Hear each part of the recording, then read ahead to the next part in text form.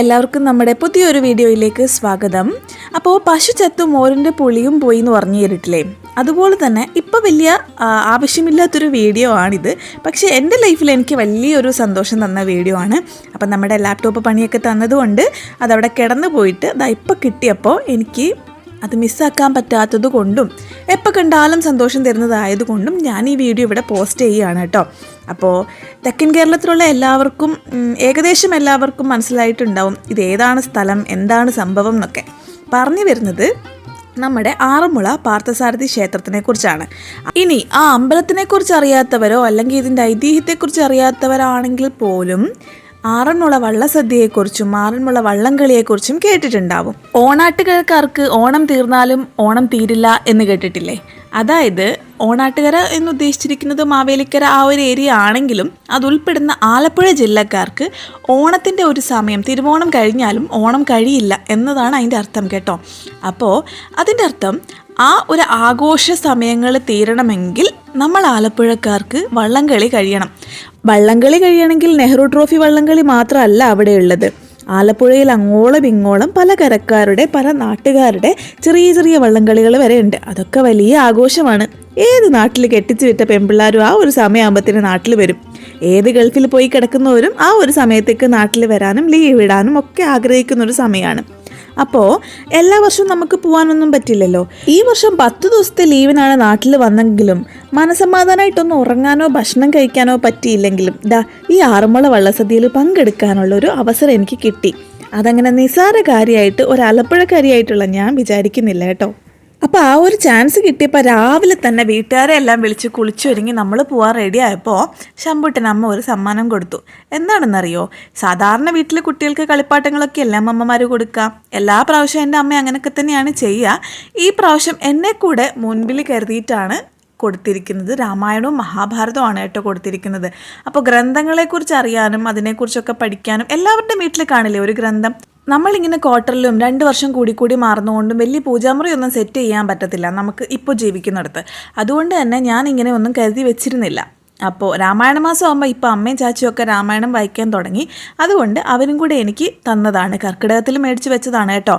അപ്പോൾ ഈ പ്രാവശ്യം ഞങ്ങൾ ചെന്നപ്പോൾ അത് അമ്മ തന്നു. എന്നിട്ട് അമ്മ എനിക്ക് പറഞ്ഞു തരാണ് ഓരോ പ്രാവശ്യം ഓരോ ദിവസം നമ്മൾ രാമായണം വായിക്കുമ്പോഴും ആദ്യത്തെ ഈ ഒരു 10 വരി വായിക്കണം എന്നുള്ളത്. അതിനുശേഷം നമ്മൾ തുടരുന്നത് പോലെ വായിക്കുക. ഇതിന് വേറൊരു പ്രത്യേകതയും കൂടി ഉണ്ട് കേട്ടോ. ഇന്നത്തെ പോക്കിന് സാധാരണ നമ്മളെവിടെ പോവാണെങ്കിലും നമ്മുടെ ചാച്ചി, അതായത് എൻ്റെ അച്ഛൻ, നമ്മുടെ കൂടെ എവിടെയും വരില്ല. നമ്മുടെ കൂടെ എന്നല്ല, പുള്ളിക്കാരൻ ബൈക്കിൽ യാത്ര ചെയ്യാൻ പറ്റുന്ന സ്ഥലങ്ങളിൽ മാത്രമേ പോവുള്ളൂ. അപ്പോൾ ഗുരുവായൂർ അമ്പലത്തിൽ പോകാൻ വരെ വിളിച്ചിട്ട് വന്നിട്ടില്ല. അപ്പോൾ ഈ പ്രാവശ്യം ചാച്ചിയും കൂടെ ഞങ്ങളുടെ കൂടെ വന്നു എന്നുള്ളതാണ് ഏറ്റവും വലിയ സന്തോഷം. പിന്നെ പ്രജിയുടെ ഫസ്റ്റ് എക്സ്പീരിയൻസ് ആണ് ഇത്. ഞാൻ നേരത്തെ വള്ളസദ്യയൊക്കെ കഴിച്ചിട്ടുണ്ട്, വന്നിട്ടൊക്കെ ഉണ്ട് കേട്ടോ. പ്രജിക്കും ഇതൊരു ഫസ്റ്റ് എക്സ്പീരിയൻസ് ആണ്.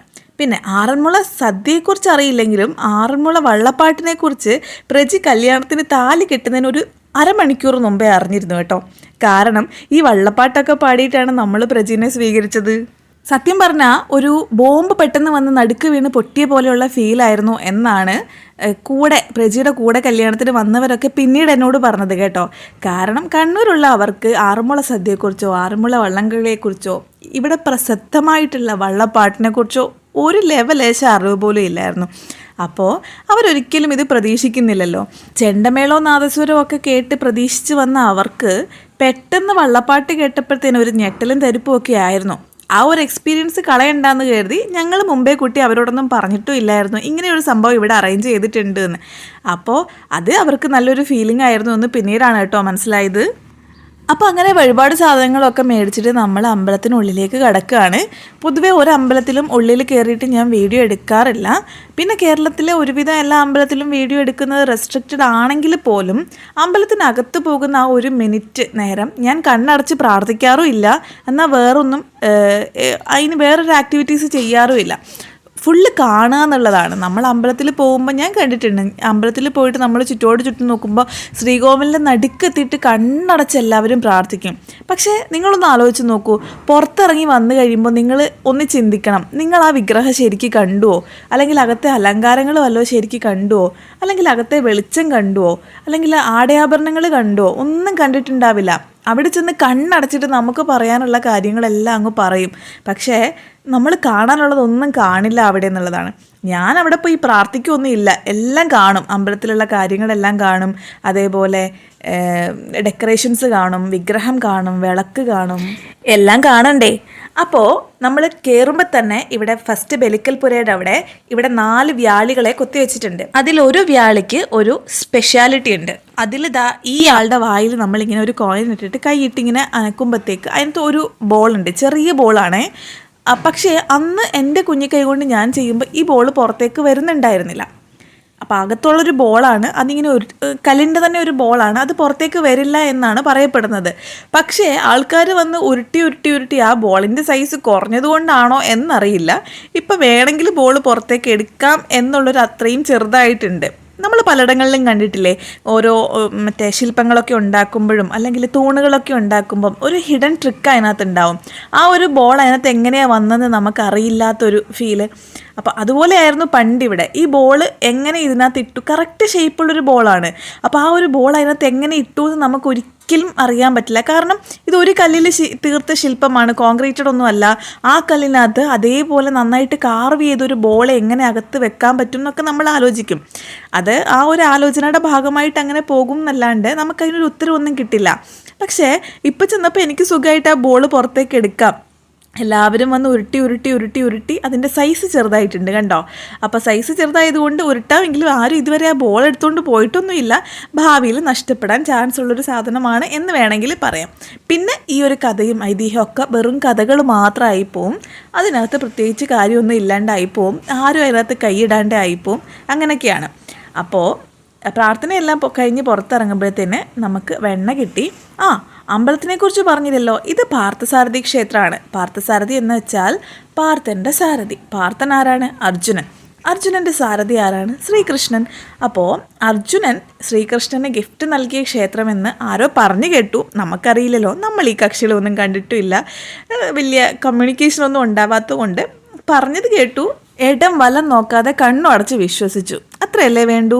അപ്പോൾ ഞാനും പ്രജിയും വെണ്ണയൊക്കെ കഴിച്ചു, അമ്മയും ചാച്ചിയൊക്കെ വെണ്ണ കഴിച്ച് ശമ്പൂട്ടിന് കൊടുത്തു.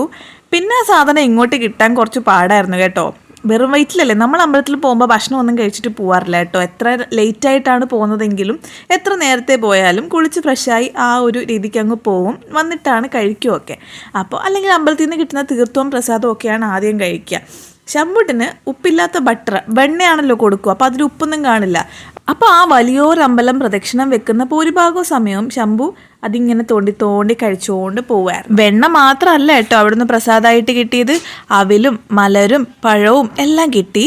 പക്ഷേ അവലിനകത്ത് കുറച്ച് നെല്ലുണ്ടായിരുന്നുകൊണ്ട് പെട്ടെന്ന് അങ്ങനെ കഴിക്കാൻ പറ്റിയില്ല. അതുകൊണ്ട് നമ്മളെപ്പോൾ കഴിച്ചതെന്ന് കാണിച്ചു തരാം. അതിനു മുമ്പേ കാര്യത്തിലേക്ക് കിടക്കാം. എനിക്ക് 10 പറയാനുണ്ട്. എന്താണെന്നറിയാവോ? ഈ ആറന്മുള ക്ഷേത്രത്തിനെ കുറിച്ച് ആർക്കെങ്കിലും അറിയുമോ?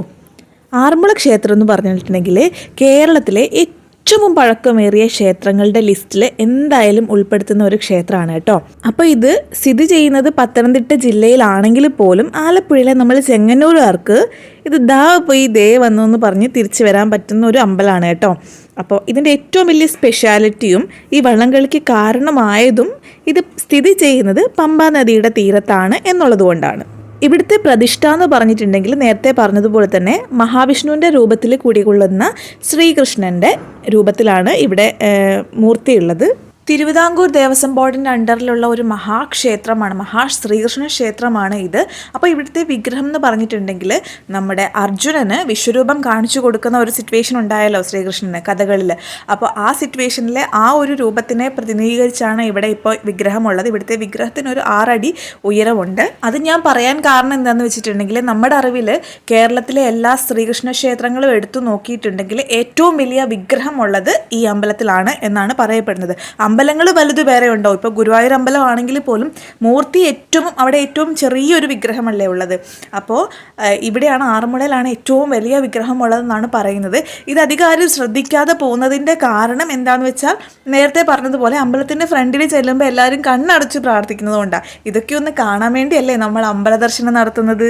ചിങ്ങമാസം ഓണക്കാലത്ത് വള്ളംകളി ആണെങ്കിൽ പോലും വൃശ്ചികകാലം മണ്ഡലകാലത്തും ഇവിടെ വമ്പൻ തിരക്ക് ഉണ്ടാവാറുണ്ട്. കാരണം പന്തളം കൊട്ടാരത്തിൽ നിന്ന് തിരുവാഭരണവും തങ്കയങ്കിയും എല്ലാം കൊണ്ടൊരു ഘോഷയാത്രയുണ്ടല്ലോ നമ്മുടെ മകരവിളക്കിനേക്ക്. അപ്പോൾ ഇവിടെ ഒരു സ്റ്റേയും അതേപോലെ ഇവിടുന്ന് വലിയൊരു ഘോഷയാത്രയും ഉണ്ടാകാറുണ്ട് ശബരിമലയ്ക്ക്. അപ്പം ആ ഒരു കാരണത്താൽ കൂടി ഇവിടെ ഭയങ്കര റഷ് ആവാറുണ്ട് വൃശ്ചിക മാസത്തിലും. ഇനിയും ഇവിടെ നടക്കുന്ന ഓരോ കാര്യങ്ങൾക്കും ഓരോ സ്റ്റോറീസ് ഉണ്ട്. ഇതൊന്നും എഴുതി വെച്ചിരിക്കുന്ന സ്റ്റോറീസ് അല്ല, കേട്ടറിവാണ്. അതുകൊണ്ട് തന്നെ എനിക്കറിയാവുന്ന കുറച്ച് കാര്യങ്ങൾ ഞാൻ പറയാം കേട്ടോ. നമ്മുടെ മഹാഭാരത യുദ്ധത്തിൽ ആയുധങ്ങളൊന്നുമില്ലാതിരുന്ന കർണനെ അർജുനൻ കൊന്നതിന് ശേഷം അത് വലിയൊരു പാപമായിട്ട്, ഞാനൊരു പാപം ചെയ്തു, ആയുധമൊന്നും ഇല്ലാത്ത ഒരാളെ ഞാൻ കൊന്നു എന്നുള്ളൊരു പാപഭാരം ഉള്ളതുകൊണ്ട് ആ ഒരു ഭാരം ഇറക്കി വെക്കാൻ വേണ്ടിയിട്ട് ഈ ഒരു അമ്പലം പണിതു എന്നും അങ്ങനെ ഈ അമ്പലത്തിൽ ആ പാർത്ഥന്റെ സാരഥിയെ, അതായത് ശ്രീകൃഷ്ണനെ പ്രതിഷ്ഠിച്ച് ശ്രീകൃഷ്ണന് സമ്മാനമായി കൊടുത്തു എന്നും ഒക്കെ കേട്ടിട്ടുണ്ട്. അപ്പോൾ ഈ അമ്പലം പണിതത് ആദ്യമായി ശബരിമല നിലയ്ക്കലിനടുത്തുള്ള സ്ഥലത്തായിരുന്നു എന്നും പിന്നീട് അവിടുന്ന് വിഗ്രഹം മാത്രമായിട്ട് 6 മുളക്കഷ്ണങ്ങളുള്ള ഒരു ചെങ്ങാടം കെട്ടി അത് ഇങ്ങോട്ടേക്ക് പമ്പാ നദിയിലൂടെ ഒഴുക്കി അത് ഇവിടെ കൊണ്ടുവന്ന് പ്രതിഷ്ഠിച്ചു എന്നും വളരെ ചെറിയൊരു അമ്പലമായിട്ട് ഇത് രൂപപ്പെടുത്തി എന്നുമാണ്.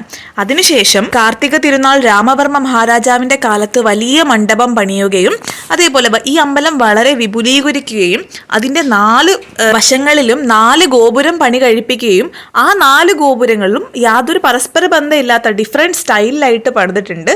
അതേപോലെ ഭയങ്കര അടിപൊളിയായിട്ടുള്ള മ്യൂറൽ പെയിൻറ്റിങ്സും വാൾ പെയിൻറ്റിങ്സും അത്രയും ഒരു കേരളത്തിൻ്റെ തനിമയിലുള്ള ഒരു അമ്പലമാണ്. അതായത് മറ്റു പല അമ്പലങ്ങളിലെ പോലെയും അതേപോലെ അത് മെയിൻറ്റെയിൻ ചെയ്ത് കൊണ്ടുവരുന്നുണ്ട് എന്നുള്ളതാണ്. അമ്പലം ചതുരാകൃതിയിലാണെങ്കിൽ പോലും ശ്രീകോവിൽ വൃത്താകൃതിയിലാണ്. അത് ചെമ്പ് പൂശിയ ശ്രീകോവിലാണ്.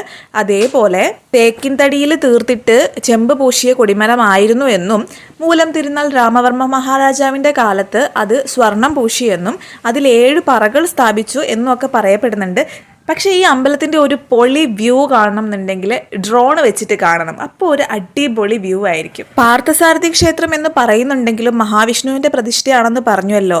അതേപോലെ ശംഖും ചക്രവും ഗദയും പത്മവും ഉള്ള വിഗ്രഹവുമാണ്.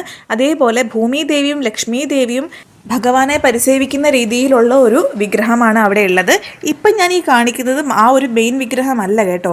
ഇത് താഴെ ഒരു ഇറങ്ങിപ്പോകുന്നിടത്തൊരു അമ്പലമുണ്ട്. നിങ്ങൾ വീഡിയോയിൽ കാണുമ്പോൾ അങ്ങനെ കണ്ടാൽ മതി. ഞാൻ ആ ഒരു കഥ പറയുന്നത് പോലെ പറഞ്ഞു എന്നേ ഉള്ളൂ. കാരണം ശ്രീകോവിലിനകത്ത് ഞാൻ വിഗ്രഹം ഫോണൊന്നും കയറ്റിയിരുന്നില്ല. ഇത് നമ്മുടെ അമ്പല നിരപ്പിൽ നിന്നും 18 അടി താഴ്ചയിലേക്ക് ബലഭദ്രരാമൻ്റെ ഒരു ക്ഷേത്രമാണ്. ഇവിടെ മഹാദേവനും ശ്രീ ഗണപതിയുമാണ് അവിടുത്തെ പ്രതിഷ്ഠകൾ. പക്ഷെ നോർമലി അവിടെയുള്ള ഭൂനിരപ്പിൽ നിന്ന് താഴെയാണെന്നും പറയാൻ പറ്റില്ല. കാരണം നോർമലി ഉള്ള ഒരു നിരപ്പിൽ നിന്നും പരിസരത്തെ മണ്ണെല്ലാം എടുത്ത് അത്രയും ലെവൽ ഉയർത്തിയാണ് നമ്മുടെ ആറന്മുള ക്ഷേത്രം ഉണ്ടാക്കിയിരിക്കുന്നത്. ആ ക്ഷേത്രത്തിനെ വെച്ച് നോക്കുമ്പോൾ ഈ ഒരു ചെറിയ കീഴ്ക്കോവിൽ എന്ന് പറയുന്നത് ഈ അമ്പലം താഴെയും, എന്നാൽ ആ ഭൂനിരപ്പിനെ വെച്ച് നോക്കുമ്പോൾ നേരെയുള്ള ലെവലിലുമാണ് ഇവിടെ ഈ ഒരു അമ്പലം പ്രതിഷ്ഠിച്ചിരിക്കുന്നത്. 5 പൂജകൾ മെയിനായിട്ടുണ്ടെങ്കിലും ഉച്ചപൂജയ്ക്കാണ് ഇവിടുത്തെ ഏറ്റവും സ്പെഷ്യാലിറ്റി. പിന്നെ ഓരോ അമ്പലങ്ങളിലും പ്രസാദങ്ങളായിട്ട് പല പല കാര്യങ്ങളാണ് ചെയ്യുന്നതെങ്കിലും പൊതുവെ എല്ലാ അമ്പലങ്ങളിലും പായസവും മധുരവും ഒക്കെയാണ് ചെയ്യുന്നത്. ഈ ഒരു അമ്പലത്തിൻ്റെ പ്രത്യേകത എന്ന് പറഞ്ഞിട്ടുണ്ടെങ്കിൽ ഉപ്പുമാങ്ങയും വഴുതനങ്ങ മെഴുക്കുവരട്ടിയും ഇവിടുത്തെ നേദ്യത്തിൻ്റെ ഒരു വലിയ ഭാഗമാണ് എന്ന് വേണമെങ്കിൽ പറയാം. അതിൻ്റെയൊക്കെ പിന്നിൽ പല പല സ്റ്റോറികളുമുണ്ട്. അതെല്ലാം കൂടി പറഞ്ഞാൽ മേ ബി ഈ ഒരു വീഡിയോ മതിയാകാതെ വരും.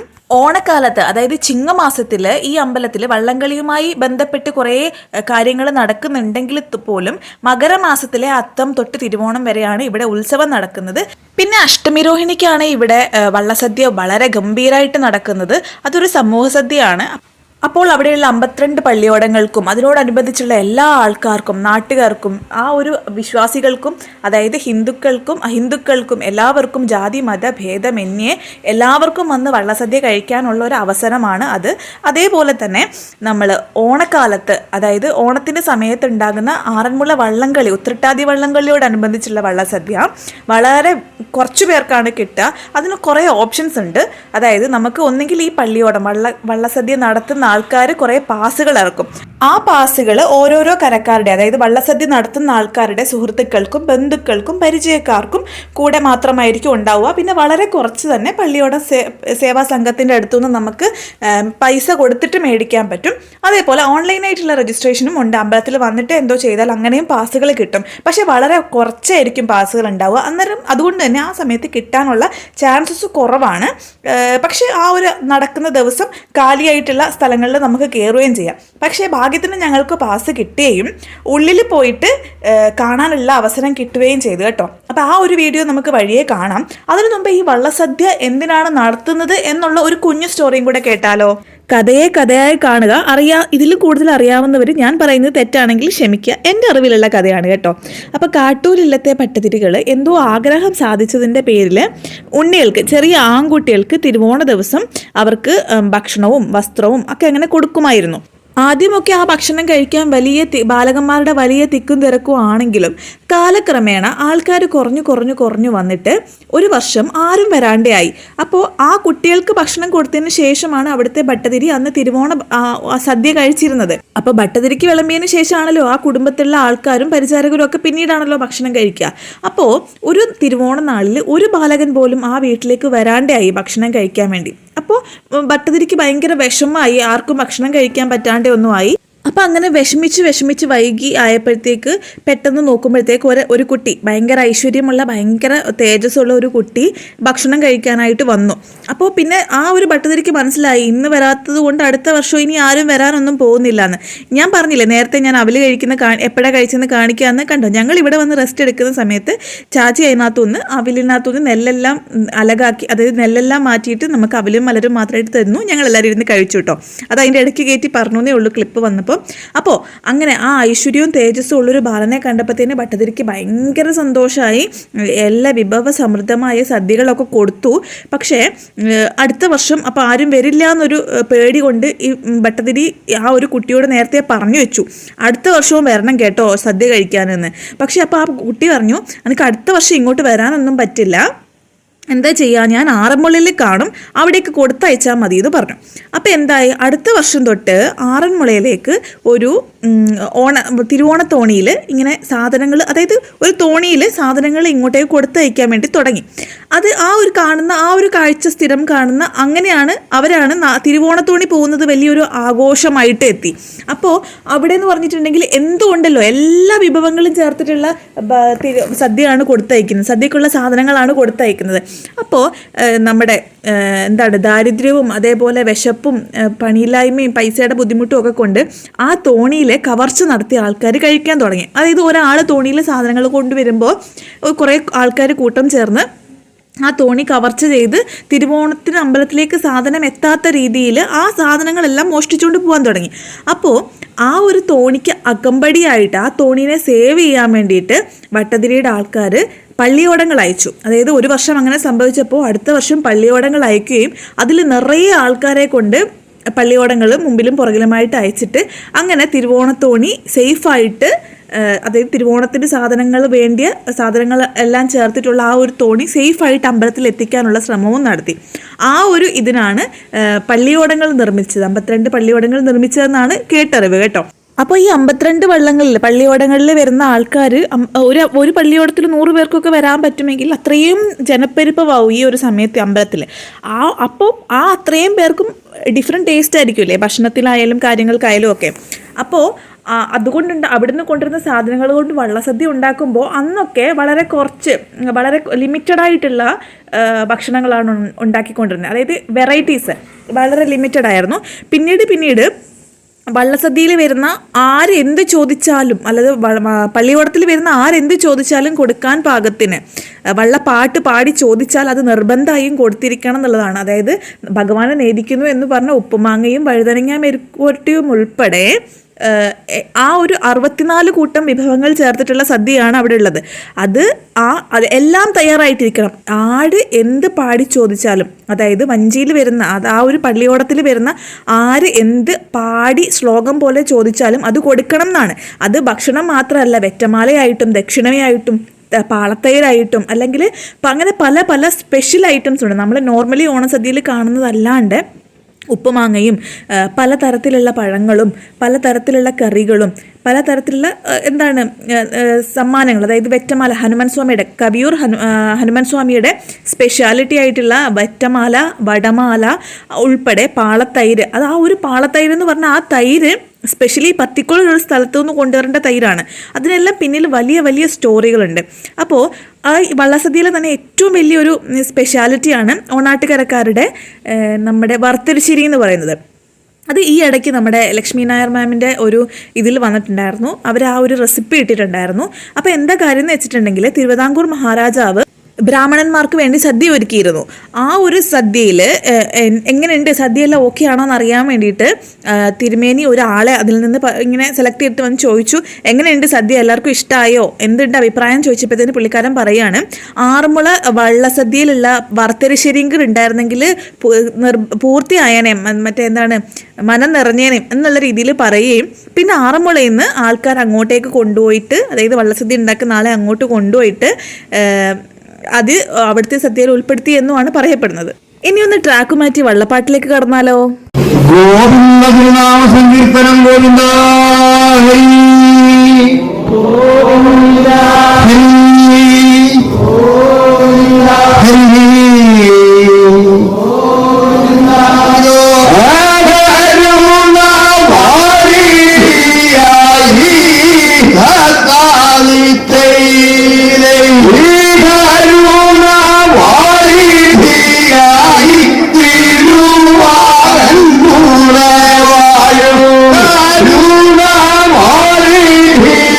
ഇതൊരു നിസ്സാരമായിട്ടോ, ഇവരെ ആരും നിസ്സാരക്കാരായിട്ടും കരുതണ്ട കേട്ടോ. ഇവരൊക്കെ വള്ളപ്പാട്ടിൻ്റെ ആചാര്യന്മാരാണ്. ഈ ഒരു വള്ളപ്പാട്ട് എന്ന് പറയുന്നത് ആറന്മുളക്കാരുടെ ശ്വാസത്തിൽ വരെ ഉണ്ട് എന്നാണ് പറയപ്പെടുന്നത്. അതിവിടെ ട്രഡീഷണലി ആചാര്യന്മാർ പഠിപ്പിക്കുന്നുണ്ട്, ക്ലാസ്സുകൾ എടുക്കുന്നുണ്ട്.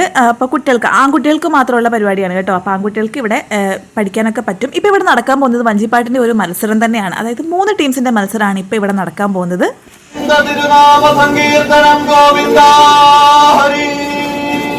ഹരി ഗോവിന്ദ ഗോവിന്ദ ഗോവിന്ദ കേശവാസം നറുകയിൽ ദൈദൈദൈദൈദോ കേശവാസം നറുകയിൽ താദിദൈദൈ കേശവാസം നറുകയിൽ മുറുകെ കേശവൻ കേശവാസം നറുകയിൽ മുറുകെ കേശവൻ കേശവാസം നറുകയിൽ മുറുകെ കേശവൻ ദൈദൈ തഗദ ദിഗദോ തഗദീയദിക്കോ ദിക്കോ ദിഗിദോ ആശയേറും കിളികളോ ദൈദൈ തഗദൈദൈദോ ആശയേറും കിളികളോ താദിദൈദൈ ആശയേറും കിളികളും നിരത്തി കുത്തിദൈ ഹരി ഗോവിന്ദ ഹരി ഗോവിന്ദ കേശവാസം നറുകയിൽ കേശവാസം നറുകയിൽ കേശവാസം നറുകയിൽ മുറുകെ കെട്ടി കേശവൻ കൂരിരുൾ പൈകാലെ എന്ന തിരുനെറ്റി തടം തന്നിൽ കൂരിരുൾ പൈകാലെ എന്ന തിരുനെറ്റി തടം തന്നിൽ അതിക്കൈയിലെ അപ്പോൾ സോറി കേട്ടോ, ഇതിനെക്കുറിച്ച് ഇൻട്രസ്റ്റ് ഇല്ലാത്തവർക്കും ഇതിനെക്കുറിച്ച് അറിവില്ലാത്തവർക്കും ഒക്കെ ഇതൊരു നേരം പോക്കായിട്ട് തോന്നിയേക്കാം. പക്ഷേ ഇതിനു വേണ്ടി മെനക്കെട്ടിരിക്കുന്നവർക്ക് ഇതൊരു ഹരം തന്നെയാണ്. എനിക്ക് ഈ ചെണ്ടപ്പുറത്ത് കോലെടുത്ത് വെക്കുന്ന എല്ലാ പരിപാടിയും ഇഷ്ടമാണ് കേട്ടോ. അമ്പലങ്ങളുമായിട്ട് ബന്ധപ്പെട്ട് ഞാനൊരു അമ്പലവാസി ആയതുകൊണ്ട് അങ്ങനെ ആയിപ്പോയതായിരിക്കണം. അപ്പോൾ നമ്മുടെ വഞ്ചി എത്തിയിട്ടുണ്ട്. ഈ വഞ്ചിയിൽ വരുന്ന ആൾക്കാരെ സ്വീകരിക്കാനായിട്ട് ഇന്ന് നമ്മൾ പോയ ആ ദിവസം ഓണസദ്യ ഒരുക്കുന്നവർ നമ്മൾ താലത്തിൽ വെറ്റിലയും പുകയിലയും ഒക്കെ ആയിട്ട് നമ്മൾ ഇവരെ വന്ന് സ്വീകരിക്കുകയാണ്. അതായത് ആ ഒരു പള്ളിയോടങ്ങളെ വന്ന് സ്വീകരിക്കുകയാണ്. അപ്പോൾ ഒരു കരക്കാരാണ് ഇന്നൊരു വഴിപാട്, നമ്മുടെ ഇഷ്ടങ്ങളൊക്കെ സാധിക്കാൻ വേണ്ടിയിട്ടൊരു വഴിപാട് പോലെ നടത്തുന്നതാണ്. അപ്പോൾ ആ കുടുംബത്തിലെ ആൾക്കാർ, വഴിപാട് നടത്തുന്ന ആൾക്കാർ താലപ്പൊലിയും അതേപോലെ ഈ മേൽ പറഞ്ഞ സാധനങ്ങളൊക്കെ മെയിനായിട്ട് വെറ്റിലയും പുകയിലയും ഒക്കെ വെച്ചിട്ടുള്ള സാധനങ്ങൾ ഇവിടെ കൊണ്ട് ഇവരെ സ്വീകരിച്ച് ഉള്ളിലേക്ക് കൊണ്ടുപോവുകയും ഒപ്പം തന്നെ അമ്പലത്തിൽ 3 വട്ടം പ്രദർശനം വെക്കുകയും അതിനുശേഷം ഭഗവാൻ ഉള്ളിലേക്ക് ഉച്ചപൂജ കഴിഞ്ഞതിന് ശേഷമാണ് നമുക്കിവിടെ വള്ളസദ്യ വിളമ്പുന്നത്. അപ്പോൾ ഈ വഞ്ചിയിൽ വന്ന വള്ളപ്പാട്ട് പാടി വഞ്ചിയിൽ വന്ന ഇവർക്കാണ് ആദ്യമായിട്ട് സദ്യ കൊടുക്കുന്നത്. അവർ കയറിയതിന് ശേഷം പന്തിയിലുള്ള ആർക്ക് വേണമെങ്കിലും, അതായത് നമുക്ക് നേരത്തെ പറഞ്ഞതുപോലെ തന്നെ ആ പാസ്സുള്ള ആർക്ക് വേണമെങ്കിലും അകത്തേക്ക് കയറാം. അപ്പോൾ ഇവിടെ വലിയ തിരക്കൊക്കെയാണ്. അപ്പോൾ ആ പാസ് നോക്കിയിട്ടാണ് അവർ കയറ്റുന്നുള്ളൂ. പാസ് ഇല്ലാതെ എന്തായാലും കയറ്റില്ല. അഥവാ സദ്യയെല്ലാം കഴിഞ്ഞ് അവരുടെ ആൾക്കാരെല്ലാം കഴിഞ്ഞ് പാസ്സുള്ളവരെല്ലാം തീർന്നതിന് ശേഷവും ഭക്ഷണം അധികമായിട്ടുണ്ടെങ്കിൽ അവിടെ നിൽക്കുന്ന ആരോടെങ്കിലും ചോദിച്ചിട്ട് നമുക്ക് അങ്ങനെ കയറാം എന്ന് പറഞ്ഞത് ചെറിയ കാര്യമല്ല. അങ്ങനെ കയറാൻ പറ്റുക എന്നുള്ള അവസരം കിട്ടുക എന്നുള്ളതാണ് വലിയ കാര്യം. പക്ഷേ എൻ്റെ ഒരു അറിവിൽ അവിടെ വന്നിട്ട് ആരും ഭക്ഷണം കഴിക്കാതെ പോകുന്നില്ല. അത്രയും ഗ്രാൻഡായിട്ട് അവർ ഒരുക്കി വെച്ചിട്ടുണ്ടായിരിക്കും.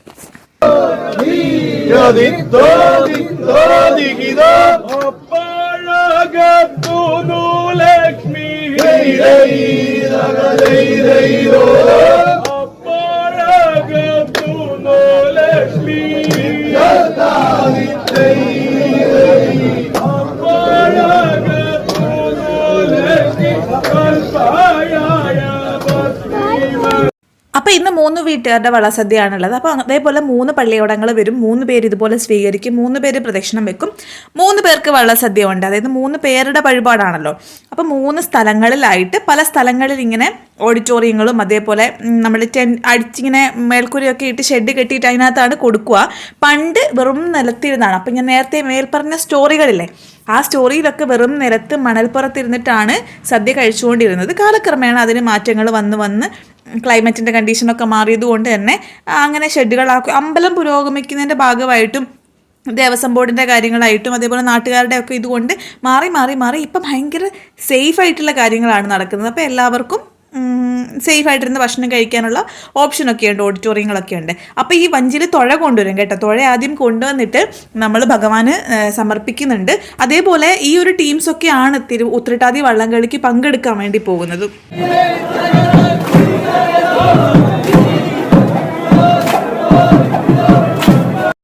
ഇനി അധികം നീട്ടാതെ ഞാൻ നേരത്തെ പറഞ്ഞതും ഞാൻ കാത്തിരിക്കുന്നതുമായിട്ടുള്ള വള്ളസദ്യയെക്കുറിച്ച് പറഞ്ഞ് അവസാനിപ്പിക്കാം. അപ്പോൾ വള്ളസദ്യ എന്ന് പറഞ്ഞിട്ടുണ്ടെങ്കിൽ ആ ഒരു വീട്ടുകാർ നടത്തുന്നതാണ്. അതേപോലെ 64 കൂട്ടം വിഭവസമൃദ്ധമായിട്ടുള്ള കാര്യങ്ങളാണ് അതിലുള്ളത്. അപ്പോൾ സദ്യ എന്ന് പറയുമ്പോൾ 64 കൂട്ടം കറികളല്ല. മേ ബി ഉപ്മാങ്ങയായിരിക്കാം, മറ്റേ ചീരത്തോരനാവാം, വടമാലയാവാം, എന്തും അവർ പാടി ചോദിക്കുന്നത് എന്തും കാലതാമസമില്ലാതെ, അതായത് ഇപ്പം ചോദിച്ചാൽ ഇപ്പം തന്നെ കൊടുക്കാൻ പാകത്തിന് റെഡി ആയിട്ടിരിക്കണം എന്നുള്ളതാണ് ഏറ്റവും മെയിനായിട്ടുള്ള കാരണം. ഇല്ല എന്ന് പറയാൻ പാടില്ല പോലും. അതുമാത്രമല്ല, അത് വിളമ്പിയാൽ നമ്മൾ വിളമ്പുന്ന സാധനം മറിച്ച്, അതായത് നമ്മൾ തവിയിൽ അല്പം പോലും ബാക്കി വെക്കാൻ പാടില്ല. എത്ര നമ്മൾ വിളമ്പി എടുക്കുന്നോ അത് മൊത്തവും ആ ഒരാൾക്ക് കൊടുക്കണം എന്നുള്ളതാണ്. പ്രത്യേകിച്ച് ആദ്യം ഭഗവാനാണ് നിവേദിക്കുന്നത്. ആ ഒരു നിവേദിക്കുമ്പോൾ ഭഗവാന് വേണ്ടി നമ്മൾ സ്പൂണിലെടുത്തിട്ട്, ഇപ്പം നമ്മൾ ഒരു തവി ചോറെടുത്തു, അടുത്ത ഒരു തവി എടുത്തിട്ട് അരത്തവിയാണ് നമ്മൾ ഇടാൻ ഉദ്ദേശിക്കുന്നതെങ്കിൽ പോലും അങ്ങനെ ചെയ്യാൻ പാടില്ല.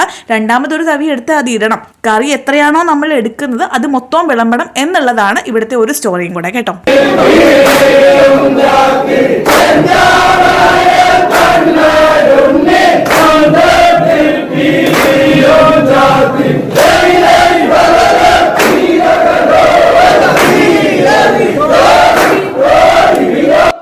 ആദ്യം അവർ പാട്ട് തുടങ്ങുമ്പോൾ തന്നെ തീർത്ഥവും കളഭവും ചന്ദനവും ഒക്കെയാണ് ചോദിക്കുന്നത്.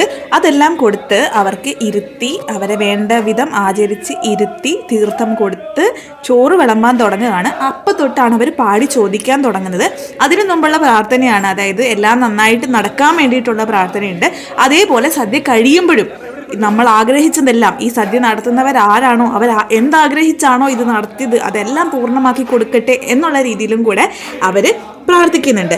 അതേപോലെ ആദ്യം ശ്രീകൃഷ്ണൻ്റെ വിഗ്രഹം വെച്ചിട്ട് ഭഗവാനാണ് ആദ്യം നിവേദിക്കുന്നത്. അപ്പോൾ അതേപോലെ ആരാണോ വഴിപാട് നേർന്നത് ആ കുടുംബത്തിലെ ആൾക്കാർ വന്നിട്ട് ഭയങ്കര ഈശ്വരവിശ്വാസത്തോടെയും ഭക്തിയോടെയും കൂടി ആദ്യം ആ ഒരു ഇലയിലേക്ക് വിളമ്പുകയാണ്. പക്ഷെ സദ്യ ആയതുകൊണ്ട് തന്നെ ആൾക്കാർ ആദ്യമേ നമ്മൾ എല്ലാവർക്കും വിളമ്പി വെച്ചിട്ടുണ്ടാവും. പക്ഷെ ആരും അതിൽ നിന്നൊന്നും കഴിക്കില്ല. ഭഗവാൻ നേദിച്ചതിന് ശേഷം മാത്രമാണ് കഴിക്കുക. അപ്പോൾ ഈ വർഷം എനിക്ക് ഭയങ്കര ഒരു അനുഗ്രഹം കിട്ടിയതുപോലെ തന്നെയാണ് നമ്മുടെ യൂട്യൂബിന് വേണ്ടിയിട്ടാണെങ്കിലും ഈ ഉള്ളിലൊന്നും ആരും ഇവിടെ ഇങ്ങനെ ഭഗവാന് വിളമ്പുന്നിടത്ത് കയറി വരാറില്ല പൊതുവേ കേട്ടോ. അപ്പോൾ സ്പെഷ്യൽ പെർമിഷനൊക്കെ എടുക്കണം. നമുക്ക് അങ്ങനെ ഒരു അവസരം ചോദിക്കാതെ തന്നെ കിട്ടിയപ്പോൾ സന്തോഷമായി. അപ്പോൾ അതുവഴി ശംഭുവും അമ്മയും ചാച്ചിയും പ്രജിയും കൂടെ അങ്ങ് കയറി പോകുന്നുണ്ട്. ഞാൻ പക്ഷേ ഇവിടെ നിന്നു കേട്ടോ. അവരും എൻ്റെ കൂടെ നിൽക്കുകയായിരുന്നു. അവരങ്ങ് ഇരിക്കാൻ വേണ്ടിയിട്ട് അങ്ങോട്ടേക്ക് അങ്ങ് പോയി. ഞാൻ ഇവിടെ നിന്ന് വീഡിയോ ഒക്കെ കാര്യമായിട്ട് എടുക്കാൻ വേണ്ടിയിട്ട്. സത്യം പറഞ്ഞാൽ എൻ്റെ ഉദ്ദേശം മെയിനായിട്ട് വീഡിയോ എടുക്കുക എന്നുള്ളതല്ലായിരുന്നു. കാരണം എനിക്കിതൊന്ന് കാണുക എന്നുള്ളതാണ്. എല്ലാവർക്കും കിട്ടുന്ന അവസരമല്ലല്ലോ. അപ്പോൾ ഇത് നടത്തുന്ന അവരുടെ കുടുംബക്കാർക്ക് പോലും മൊത്തം എല്ലാവർക്കും ഇവിടെ ഈ ഒരു നമ്മൾ ഭഗവാനെ നേദിക്കുന്നതൊന്നും കാണാൻ പറ്റിയെന്ന് വരില്ല. അപ്പോൾ എനിക്ക് അങ്ങനെ ഒരു അവസരം കിട്ടിയപ്പോൾ ഞാൻ ഇൻട്രസ്റ്റോടുകൂടി നിന്നു കേട്ടോ അതിന് വേണ്ടിയിട്ട്. അതുകൊണ്ടാണ് അമ്മയും ചാച്ചയൊക്കെ അങ്ങോട്ട് പോയെങ്കിലും ഇപ്പോൾ അവിടെയോട് ഇരിക്കേണ്ട, കുറച്ച് കഴിഞ്ഞ് ഇരിക്കാം എന്ന് പറഞ്ഞിട്ട് അവിടെ നിന്നു. കാരണം നമുക്ക് ഈ ഒരു വഞ്ചിപ്പാട്ട് മൊത്തം കേൾക്കണമല്ലോ. ആ ആദ്യത്തെ ഒരു ട്രിപ്പിലാണ് വഞ്ചിപ്പാട്ടുകാർ ഇരിക്കുക. അതിനുശേഷമുള്ളൊരു നമ്മൾ നോർമലി ഉള്ള ആൾക്കാരാണ് ഇരിക്കുക. അപ്പോൾ പാട്ടും ബഹളങ്ങളും ഒന്നും ഇല്ല. അപ്പോൾ ഈ വഞ്ചിപ്പാട്ട് നമ്മളിരുന്ന് ഭക്ഷണം കഴിക്കാൻ തുടങ്ങിയാൽ എനിക്കിതിന് കോൺസെൻട്രേറ്റ് ചെയ്യാൻ പറ്റില്ലല്ലോ. അതുകൊണ്ട് ഞാൻ ആ ഒരു വഞ്ചിപ്പാട്ടിനാണ് കേട്ടോ ഏറ്റവും കൂടുതൽ പ്രാധാന്യം കൊടുത്തത്. ഉരലിൽ കയറി നിന്ന് ഉറിയിൽ നിന്നു കവർന്നെടുത്ത ആ ഉരുൾ വെണ്ണയെ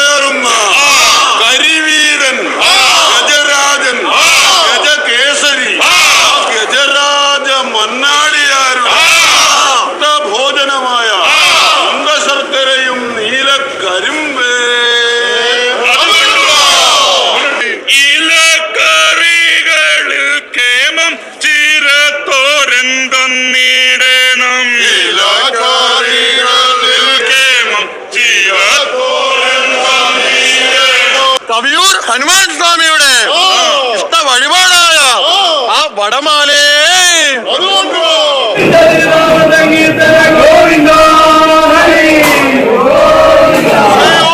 കൊണ്ടുവന്ന് ഛേദം വരാതെ തൊലി നിങ്ങൾ കളഞ്ഞു തന്ന് ഞാൻ എന്റെ കുക്ഷീലതാക്കി നിറച്ചുകൊള്ളാം.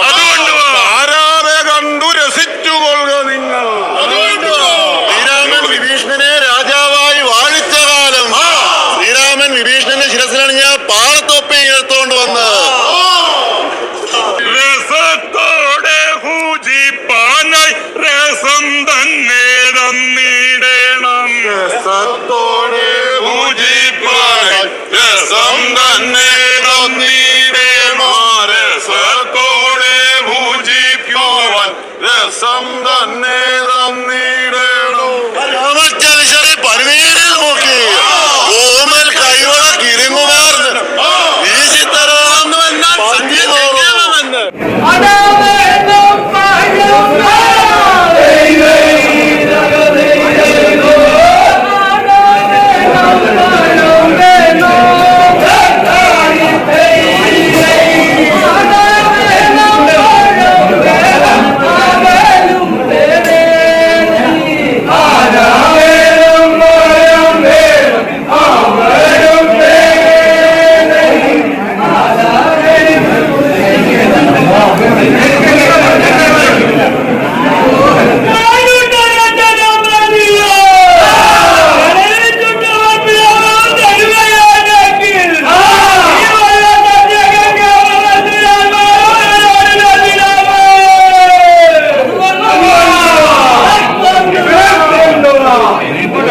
സ്കിപ്പടിക്കാതെ കാണിച്ചവർക്ക് എന്തായാലും മനസ്സിലായിട്ടുണ്ടാവും. സദ്യയിൽ ഭക്ഷണം മാത്രമല്ല എന്ത് ചോദിച്ചാലും കൊടുക്കണം എന്നാണ്. ആ ഭക്ഷണത്തിൻ്റെ കൂടെ തിരുവാറന്മുള അപ്പനെ നിവേദിച്ച പായസം ഉൾപ്പെടെ എന്ത് ചോദിച്ചാലും അപ്പം തന്നെ ചോദിക്കുന്ന ആൾക്കും അതിനുശേഷം ബാക്കിയുള്ള വള്ളക്കാർക്കും കൊടുക്കണം എന്നാണ്.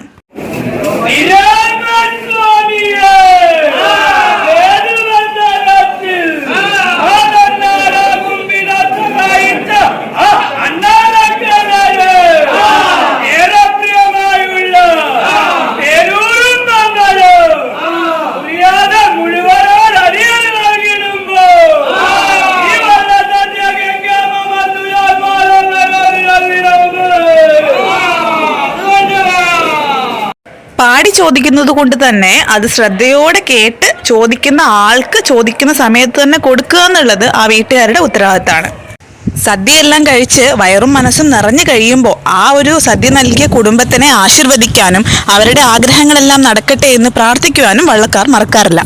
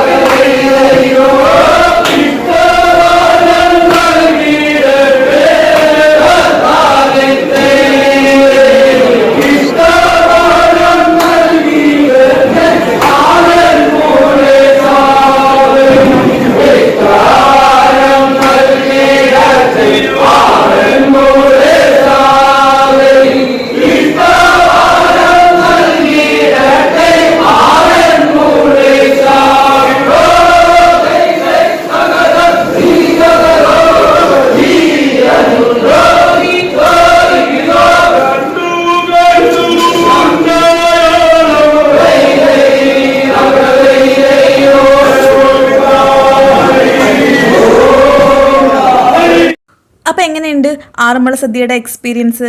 എന്നെക്കൊണ്ട് പറ്റുന്ന പോലെ പറ്റുന്ന വിധത്തിലെ കാര്യങ്ങൾ കാണിച്ചിട്ടുണ്ട്. അപ്പോൾ ഇതിനകത്ത് മിസ്സിംഗ് ആയിട്ടുള്ള ഒരു കാര്യം എന്തൊക്കെ വിഭവങ്ങളാണ് നമ്മൾ വിളമ്പിയിട്ടുള്ളതെന്നാണ്. അത് ഡിപ്പെൻഡ് ചെയ്യും, അവർ ചോദിച്ച് മേടിക്കുന്നതിനെ ഡിപ്പെൻഡ് ചെയ്തിട്ടാണ് ഏതൊക്കെ സാധനങ്ങൾ സദ്യയിൽ ഒരുക്കുന്നു എന്നുള്ളത്.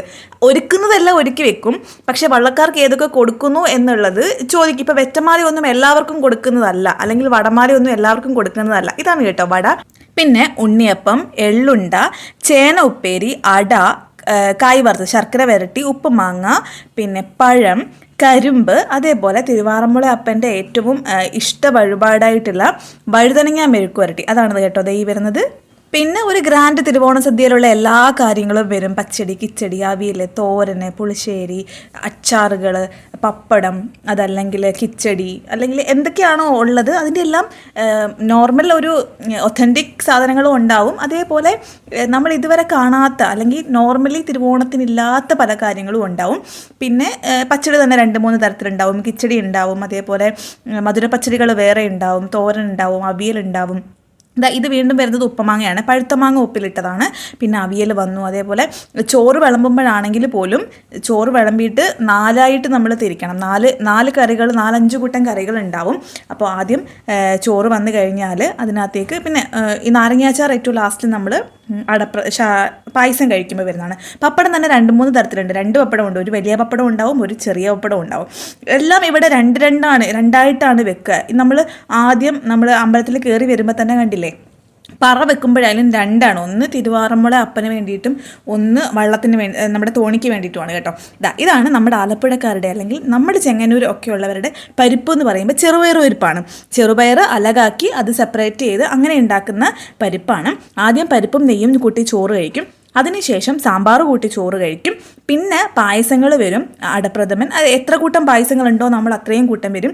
പിന്നെ പുളിശ്ശേരി വരും. പുളിശ്ശേരി വന്നതിന് ശേഷം അത് കൂട്ടി കഴിക്കുക കഴിയുമ്പോൾ പച്ചമോര് വരും, രസം വരും. അങ്ങനെയാണ് നമ്മുടെ നോർമലി ഒരു കല്യാണ സദ്യ ആയാലും ഓണസദ്യ ആയാലും ആറന്മുള സദ്യ ആയാലും നമ്മൾ ഈ ഒരു പാറ്റേൺ ആണ് കേട്ടോ ഫോളോ ചെയ്യുന്നത്.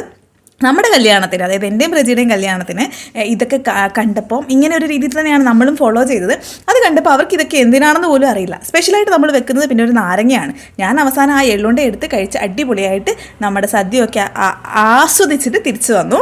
നമ്മൾ തിരിച്ച് പോരുന്ന വഴി നമ്മൾ ആ ഒരു നടയിൽ കൂടെ, അമ്പലത്തിൻ്റെ അതേ നടയിൽ കൂടെ തന്നെ, കയറിയ നടയിൽ കൂടെ അല്ല, വേറൊരു നടയിൽ കൂടെയാണ് ഇറങ്ങി വന്നത്. അത് കഴിഞ്ഞപ്പോൾ ശമ്പൂട്ടിൻ്റെ ടോയ്സൊക്കെ മേടിക്കാൻ വേണ്ടിയിട്ട് അപ്പം വന്നു. ഞാൻ കുറച്ച് കീർത്തന പുസ്തകങ്ങളൊക്കെ മേടിച്ചു. എന്തായാലും അമ്മ നമ്മൾ രാവിലെ തന്നെ ഐശ്വര്യമായിട്ട് രാമായണവും മഹാഭാരതവും ഒക്കെ ഗിഫ്റ്റ് തന്നതല്ലേ, അപ്പം നമ്മൾ ശമ്പൂട്ടിനെ കുറച്ച് കീർത്തനങ്ങളൊക്കെ പഠിപ്പിക്കാമല്ലോ എന്ന് ഇതൊക്കെ മേടിച്ചു. ഇത്രയും പറഞ്ഞ സ്ഥിതിക്ക് ഇനി ആറന്മുളയെക്കുറിച്ച് പറയുമ്പോൾ ഈ ഒരു സംഭവം മിസ്സാക്കാൻ പറ്റില്ല. അതാണ് ആറന്മുള കണ്ണാടി. കാരണം എല്ലാവരും ആ പരിസരവാസികളെല്ലാം പോയല്ലോ. അതിനുശേഷം ആ ആൻറ്റി കടയെല്ലാം അടച്ചു വെച്ചിരിക്കുകയായിരുന്നു. അപ്പം ഞങ്ങൾ ചെന്നപ്പോഴത്തേന് പെട്ടെന്ന് ലൈറ്റൊക്കെ ഇട്ട് തന്നു കേട്ടോ. അപ്പോൾ ആറന്മുള കണ്ണാടി ഓൺലൈനിലൊക്കെ കിട്ടുന്നുണ്ട്. ഒരിക്കലും അതൊന്നും മേടിക്കരുത് കേട്ടോ. എപ്പോഴെങ്കിലും മേടിക്കാൻ ആഗ്രഹം ഉണ്ടെങ്കിൽ ഇവർ ഈ പ്രദേശവാസികൾ തന്നെ നമുക്ക് അങ്ങനെ കോൺടാക്ട് നമ്പറൊക്കെ കിട്ടിയാൽ അയച്ചു തരും. ഇൻസ്റ്റാ സ്റ്റോറുകളൊക്കെ ഉണ്ട്. ഏറ്റവും ബെറ്റർ ഇതിനോടൊക്കെ താല്പര്യമുള്ളവർ ഒരിക്കലും ഈ അമ്പലമൊക്കെ ഒന്ന് വിസിറ്റ് ചെയ്ത് ഈ കടകളിൽ നേരിട്ട് വന്ന് നോക്കി കണ്ട് എടുക്കുന്നതാണ് കേട്ടോ. ഏറ്റവും വലിയ സൈസ് തൊട്ട് ഏറ്റവും കുഞ്ഞു സൈസ് വരെയുണ്ട്. ഒരു 2500 2600 ആ ഒരു റേഞ്ചാണ് ഏറ്റവും കുറവ്, ഏറ്റവും ചെറിയ, നമ്മൾക്ക് ഏറ്റവും ചെറിയ ഒരു കണ്ണാടിയുടെ വില. അപ്പം തന്നെ അതിൻ്റെ ഒരു ക്വാളിറ്റി മനസ്സിലാക്കണം. അത് ഒരു ഗ്ലാസ് കൊണ്ടോ അല്ലെങ്കിൽ ഒരു പർട്ടിക്കുലർ ഒരു സാധനം കൊണ്ടോ ഉണ്ടാക്കുന്ന മിററൊന്നും അല്ല. എല്ലാം ഹാൻഡ് പിക്ഡ് ആണ്. ഓരോ സാധനങ്ങളും ഓരോ കണ്ണാടിയും നമുക്ക് ബൾക്കായിട്ട് ഉണ്ടാക്കാൻ പറ്റുന്നതല്ല. മണ്ണും മെറ്റലും എല്ലാം കൂടെ ഒരു പ്രത്യേകതരം മിക്സ്ചർ ഉണ്ടാക്കി അതിനെ പൂശിയും ഉരച്ചും ഒക്കെ ഉണ്ടാക്കുന്നതാണ് ഓരോ കണ്ണാടിയും. അപ്പോൾ എല്ലാം ഹാൻഡ് മെയ്ഡാണ്, ഓരോന്നും പർട്ടിക്കുലർലി ഹാൻഡ് മെയ്ഡാണ്. അപ്പോൾ അതിന് അത്രയും നമ്മൾ വില കൊടുക്കണം, അത്രയും റെസ്പെക്റ്റ് കൊടുക്കണം. പണ്ട് കാലങ്ങളിൽ നമ്മൾ അഷ്ടമംഗല്യത്തിലൊക്കെ ഒരു അത്യാവശ്യ ഘടകമായിരുന്നു വാൽക്കണ്ണാടി. ആ ഒരു വാൽക്കണ്ണാടി അല്ല ഇത് കേട്ടോ. ഈ വാൽക്കണ്ണാടി ആറന്മുള കണ്ണാടിയാണ്. അപ്പം നമുക്ക് പല രീതിയിൽ പണ്ട് ഈ ഒരു വാൽക്കണ്ണാടിയുടെ രീതിയിലായിരുന്നു കിട്ടിയിരുന്നത്. ഇപ്പം തിടമ്പിൻ്റെ രീതിയിലും ഭഗവതിയുടെ രീതിയിലും ഗണേശൻ്റെ രീതിയിലും ആലിലയുടെ രീതിയിലും പല മോഡലുകളും നമുക്ക് കിട്ടുന്നുണ്ട്. ആ മോഡലുകൾക്കനുസരിച്ച് ഇതിൻ്റെ വിലയിൽ വ്യത്യാസം വരും. അപ്പോൾ കംപ്ലീറ്റ്ലി മെറ്റലും മണ്ണും, അതായത് പ്രത്യേകതരം ലോഹങ്ങൾ ചേർത്തിട്ടുണ്ടാക്കി ഉരച്ച് രാഗി എടുക്കുന്ന ഒരു ഇതായതുകൊണ്ട് തന്നെ ഹെവിയാണ്. ഇത് ഭയങ്കര വെയിറ്റാണ്. ഇതിന് സെപ്പറേറ്റ് പാക്കിംഗ് ആണ്. അത്രയും പരിശുദ്ധമായ ഒരു സാധനമാണ്. ലൈഫിൽ എപ്പോഴെങ്കിലും എനിക്കിതൊരെണ്ണം മേടിക്കണം എന്ന് ആഗ്രഹമുണ്ട്. പക്ഷെ ഞാൻ വിചാരിക്കുന്നത് ലാലേട്ടനും ശ്രീനിവാസൻ സാറും പറഞ്ഞതുപോലെ എല്ലാത്തിനും അതിൻ്റേതായ സമയമുണ്ട് ദാസ. എനിക്ക് എൻ്റെ കയ്യിൽ ഈ ഒരു വാൽക്കണ്ണാടി കിട്ടാൻ അതിൻ്റേതായ സമയമുണ്ടായിരിക്കും. മേ ബി എൻ്റെ ഒരു ഓർമ്മയിൽ ഞാനൊരു 2 വട്ടമാണ് ആറന്മുള സദ്യ കഴിച്ചിട്ടുള്ളത്. മൂന്നാമത്തെ ഒരു പ്രാവശ്യം അവസരമുണ്ടെങ്കിൽ എനിക്ക് ചിലപ്പോൾ ഈ ആറന്മുള കണ്ണാടി മേടിക്കാൻ പറ്റുമായിരിക്കും എന്ന് എനിക്ക് വിശ്വാസമുണ്ട്. അതേപോലെ പല വട്ടം ഈ അമ്പലത്തിൽ വന്നിട്ടുണ്ടെങ്കിലും ഈ ഒരു ആറന്മുള കണ്ണാടിയും ഞാൻ ഇതുവരെ കണ്ടിട്ടോ ഒന്നുമില്ല. ദൂരെ നിന്ന് കണ്ടിട്ടേ ഉള്ളൂ. ഇങ്ങനെ അടുത്തേക്ക് വരാനൊന്നും പറ്റിയില്ല. അപ്പോൾ പ്രജിനെ കാണിക്കാനെന്നുള്ള വ്യാജന നമ്മൾ കടയിൽ കയറ്റിയതാണ്. അപ്പോൾ അതിനെക്കുറിച്ച് ഡീറ്റെയിൽ ആയിട്ട് അറിയാൻ പറ്റിയല്ലോ. ഇനി നമുക്ക് പരിചയമുള്ള കടകളുണ്ട്, അവിടെ കയറിയിട്ട് പറഞ്ഞാൽ മതി. ഇനിയിപ്പോൾ ഞാൻ അതിനവിടെ പോകണമെന്നൊന്നുമില്ല. നമുക്കറിയാവുന്ന ആൾക്കാരുണ്ട്, അവരോട് പറഞ്ഞാൽ കൊണ്ടുതരും. പക്ഷേ നമുക്കിഷ്ടപ്പെട്ടത് നമ്മൾ കണ്ട്, പണ്ട് ഞാനൊരു അമ്പലത്തിൽ പോയപ്പോൾ പറഞ്ഞിട്ടില്ലേ, നമുക്ക് ചില വിഗ്രഹങ്ങൾ കണ്ടാൽ നമ്മളെ നോക്കി ചിരിക്കുന്നത് പോലെ തോന്നും. എല്ലാ വിഗ്രഹങ്ങളും എല്ലാവർക്കും ഇഷ്ടപ്പെടണമെന്നില്ലല്ലോ. അതേപോലെയാണ് കണ്ണാടിയുടെ കാര്യത്തിലും. നമ്മൾ കണ്ട് നമ്മളെ ഇഷ്ടപ്പെട്ടാൽ മാത്രമാണ് ആ കണ്ണാടി നമ്മളുടെ കൂടെ പോരുമെന്നൊരു കഥയുണ്ട് കേട്ടോ. അപ്പോൾ ശമ്പൂട്ടൻ കിട്ടിയ ടോയൊക്കെ ആയിട്ട് വീട്ടിൽ വന്ന് കളിക്കുകയാണ്. ഇങ്ങനെയൊക്കെയായിരുന്നു ഞങ്ങളുടെ ഭയങ്കര സന്തോഷകരമായിട്ടുള്ള ഒരു ദിവസം. ഭയങ്കര പ്ലസൻറ്റ് ഡേ ആയിരുന്നു. പക്ഷേ ഇന്നീ ഒരു ദിവസം കഴിഞ്ഞ് ഞാൻ കണ്ണൂരേക്ക് തിരിച്ചു പോവുകയാണ്.